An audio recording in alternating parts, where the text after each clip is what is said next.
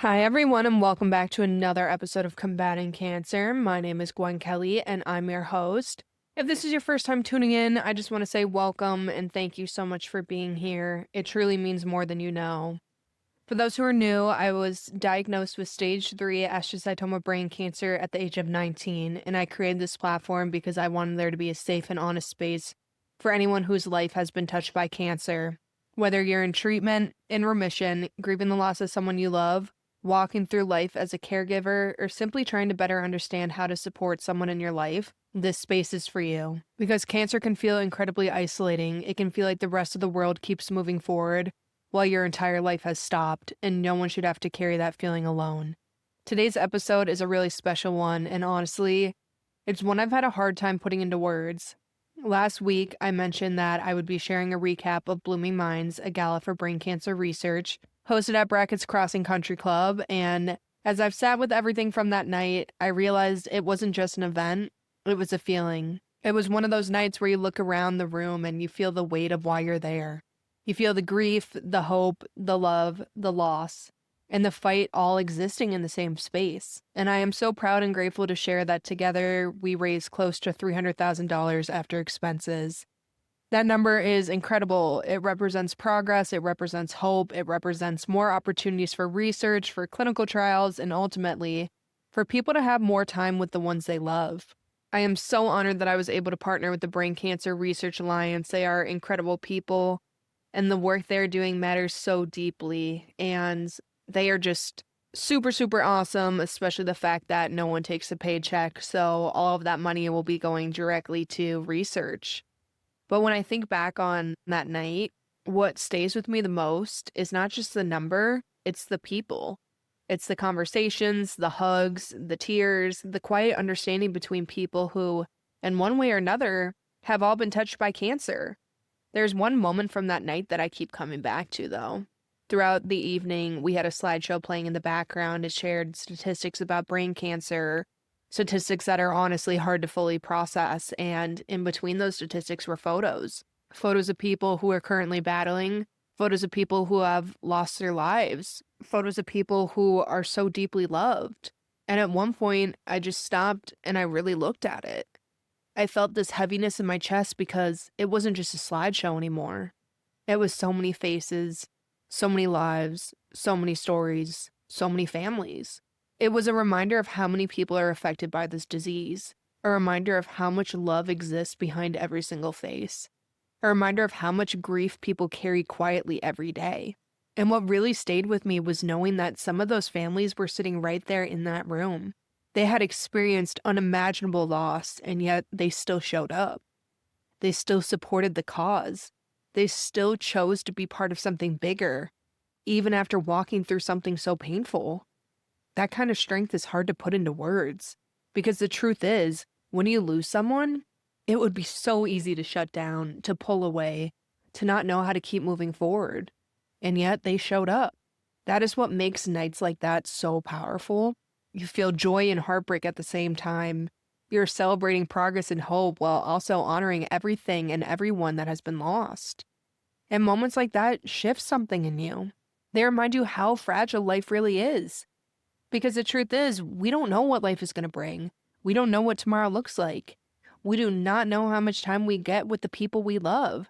And instead of letting that create fear, I think it's meant to create awareness.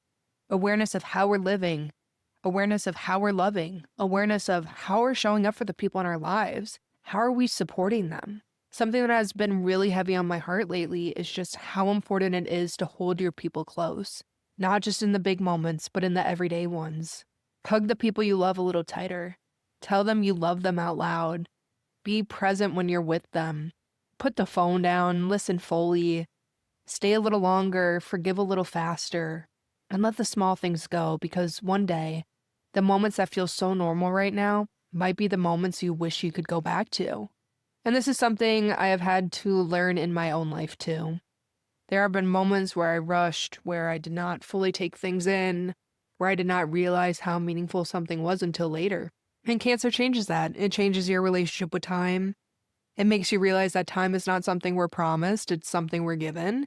And because of that, it makes you want to live differently, to love deeper, to be more intentional, to appreciate the people around you, and to have the hard conversations, to say the things you feel, to not wait until it's too late. And something else that has grown so much for me throughout all of this is my faith. Every time I host one of these events, every time I share my story, every time I sit across from a guest on this podcast, I walk away with a deeper appreciation, not only for the people around me, but for my relationship with God. Because being in a space like that, you cannot help but wrestle with the hard questions. Why do some people make it and others don't? Why does one story look one way and another story looks completely different? Why does so much pain exist along so much beauty? I do not have all the answers.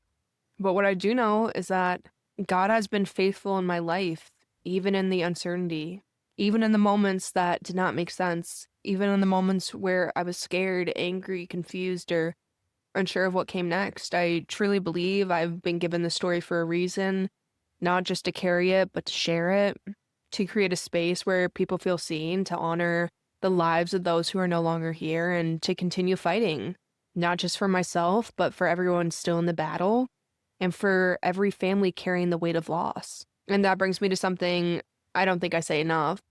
To every single person who has trusted me with your story, thank you. That is something I'll never take lightly. Whether you have come on this podcast, sent me a message, shared your experience with me, or trusted me to speak about someone you love, that trust means everything, because these are not just stories. This is not something I do for the likes and the clicks and the shares or the numbers. These are people. These are lives that mattered. These are individuals who were and are deeply loved.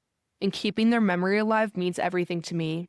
I remember the people who come on here. I remember the details. I remember the little pieces of their stories that stay with me long after the conversation ends. When I see a pink unicorn, I think of the story Anthony Pecorella shared about Ellie, the little girl in the unit with him.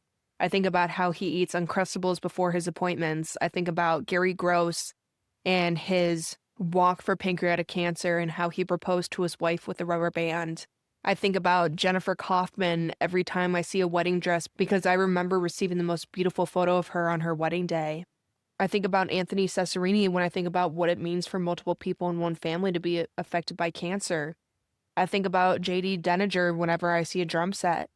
And there are so many more. These stories stay with me. They impact me. They impact the people listening. They create connection. They bring comfort. They remind me that they are not alone in what they are feeling. And yes, some of these conversations are really hard. I'm not going to pretend that every episode is light or easy. Some stories are painful. Some conversations are heavy. Some moments stay with me for a long time. But I also know how powerful it is to give people the opportunity to talk about the people they love, to say their names, to share their stories, to let the world know they were here, they mattered, and they are still loved. So to everyone who has been honest and vulnerable on this platform, thank you so much. I know firsthand how hard it can be to share these parts of your life, and I will always be grateful that you trusted me with them. So if there's anything I hope you take away from today's episode, it's this. Do not wait to tell someone you love them. Don't wait for them to text or call first. Do not wait to appreciate what is right in front of you. Life is unpredictable in ways we cannot always understand, and the people in your life right now are a gift. So love them like it. Be intentional. Be present.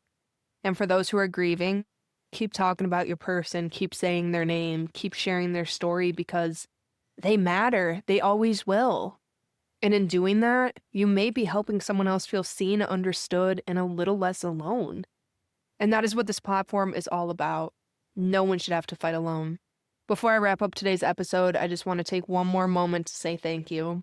Thank you to every single person who has supported me, supported this platform, and truly believes in what combating cancer stands for. Whether you've been here from the beginning or you are now finding this space, thank you for showing up. Thank you for listening. Thank you for being part of something that means so much to me and to many others. And to everyone who supported the gala, whether you attended, donated, shared it, helped behind the scenes, or supported it from afar, thank you so, so much. You are the reason any of this is possible. Even if you were not physically in that room, you were still part of the impact. You were part of the progress. You were part of the fight against brain cancer, and that is something I will never take for granted. This community is not just a group of listeners. It is not just streams or likes or shares. It's real people, people who care deeply, people who show up, people who choose love even in the hardest moments. And I truly do not know what I would do without you. So, from the bottom of my heart, thank you. And that is all for today's episode of Combating Cancer. If this story resonated with you, please feel free to share it and send it to someone who might need it. And as always, if you or someone you know would like to come on and share your story, or if you have a question or a business inquiry, please feel free to reach out to me. My door is always open, but I will chat with you all next Wednesday.